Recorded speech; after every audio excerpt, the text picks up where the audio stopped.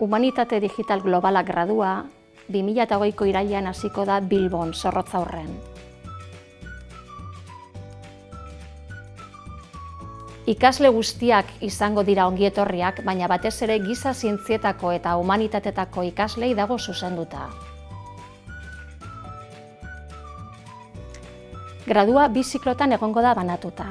Lehenengo eta bigarren mailan ikasleek gaur egungo eta etorkizuneko gizartea aztertuko dute horretarako estrategia desberdinak baliatuz. Lehenengo ziklo hau euskaraz izango da nagusiki. Bigarren zikloan ikasle bakoitzak bere ibilbide propioa aukeratuko du.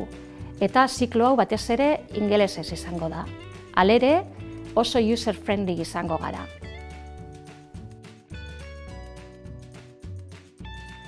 Gradu honetan bi ibilbide daude, alde batetik Digital Humanities eta bestetik Global Studies. Digital Humanietiesen kasuan ikasleek gizartean dauden beharrak aztertu beharko dituzte eta hauei teknologiaren bitartez erantzunak bilatu ondoren hauen aplikazio praktikoa eginez. Global Studiesen kasuan ikasleek mundua bere osotasunean ulertzeko klabeak landuko dituzte.